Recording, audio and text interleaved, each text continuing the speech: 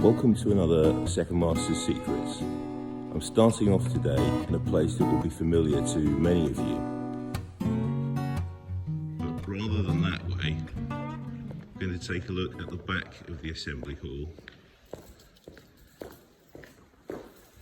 and through the door here.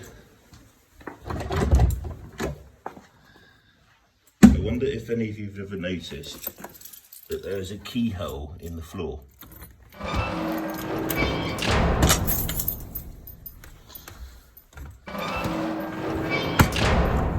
Okay, well, let's see what's down this ladder. So here we are under the assembly hall. It's rather smarter under here than I was expecting. So this is where we keep all of the exam desks that we won't be needing this year. Those of you who remember the bursar, Mr Church, these are what he used to like to call his posing tables.